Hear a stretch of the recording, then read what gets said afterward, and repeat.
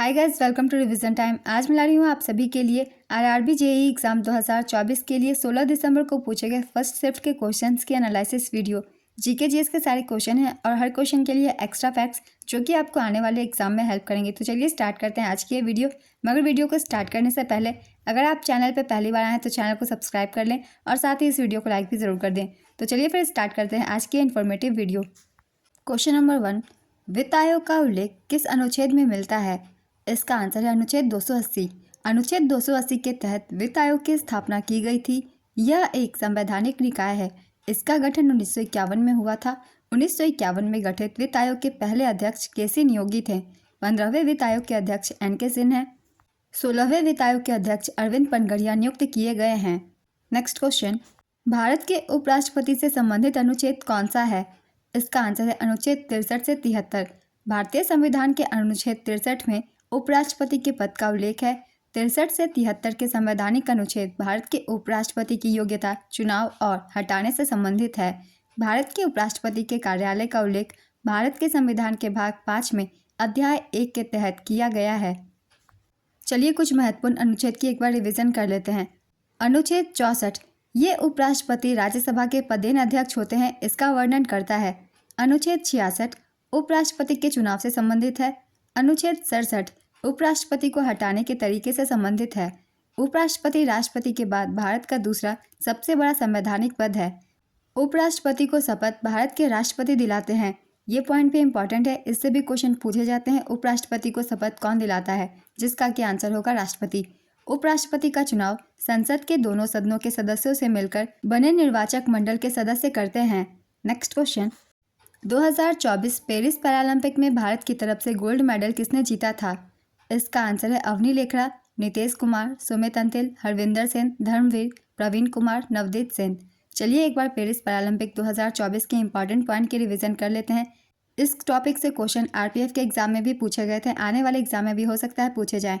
Paris Paralympic 2024, इसका आयोजन Paris France में किया गया था। इसका आयोजन 28 अगस्त से 8 सितंबर 2024 तक किया गया। संस्करण था 17वां। आदर्श वाक्य games wide open.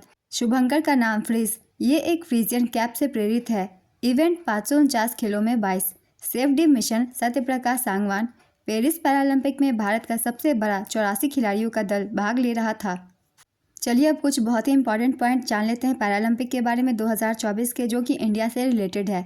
Sumit Antil और भाग्यश्री जाधव को 2024 पेरिस पैरालंपिक खेलों के उद्घाटन समारोह के लिए ध्वजवाहक नामित किया गया था। समापन समारोह के ध्वजवाहक थे हरविंदर सेन और प्रीति पाल। ध्वजवाहक के नाम आपको याद रखने हैं दोनों ही। स्वयं नामक एनजीओ को भारतीय पैरालंपिक टीम का आधिकारिक एक्सेसिबिलिटी पार्टनर बनाया गया। भारत की अवनी लेखरा ने महिलाओं की 10 मीटर एयर राइफल SH-1 प्रतियोगिता में भारत के लिए पहला गोल्ड मेडल जीता। लगातार 2 पैरालंपिक में गोल्ड मेडल जीतने वाली यह पहली भारतीय हैं। पेरिस पैरालंपिक 2024 की पदक तालिका है। पहले स्थान पर चीन थी 220 पदकों के साथ। चीन ने 220 पदक जीते थे, जिसमें से 94 गोल्ड, 76 सिल्वर और 50 ब्रोंज थे। दूसरे स्थान पर ग्रेट ब्रिटेन, इसने 124 पदक जीते थे, जिसमें से 49 गोल्ड, 44 सिल्वर और 31 ब्रोंज थे। तीसरे स्थान पर अमेरिका थी 105 पदकों के साथ। अमेरिका ने 36 गोल्ड, 42 सिल्वर और 27 ब्रोंज जीते थे। भारत 18वें स्थान पर था।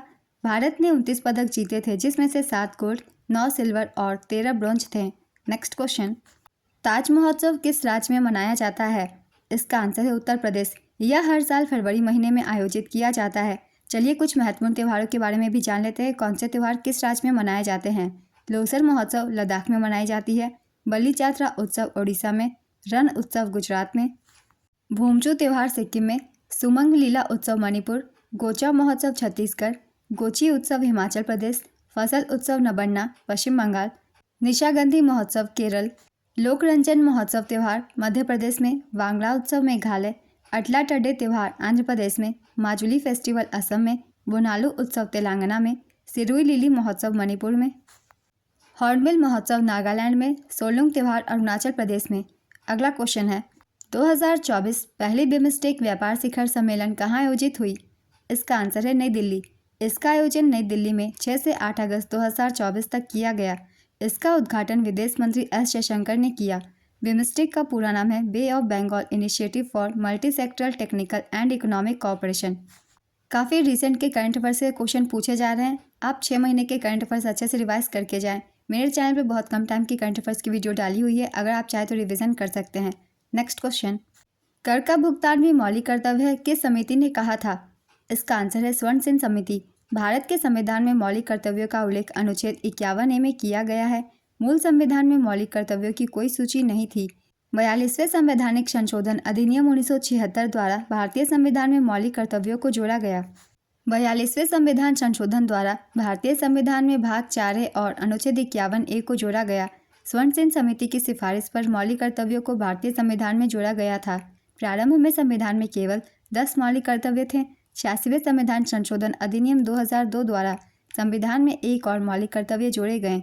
वर्तमान में भारतीय संविधान में 11 मौलिक कर्तव्य हैं।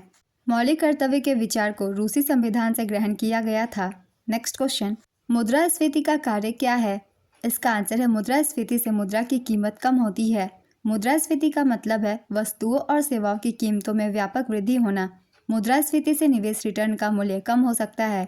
Next question, SDG India index 2023-24 किसने जारी किया?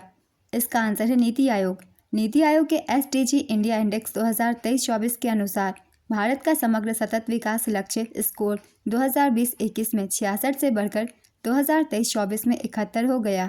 गरीबी उन्मूलन, आर्थिक विकास और जलवायु कार्रवाई में हुई प्रगति के कारण इसमें सुधार हुआ है। इंडेक्स के अनुसार प्रथम स्थान पर उत्तराखंड और केरल रही। इन दोनों राज्यों का स्कोर 79 था। दूसरे स्थान पर तमिलनाडु, इसका स्कोर 78 था। तीसरे स्थान पर गोवा रही 77 स्कोर के साथ।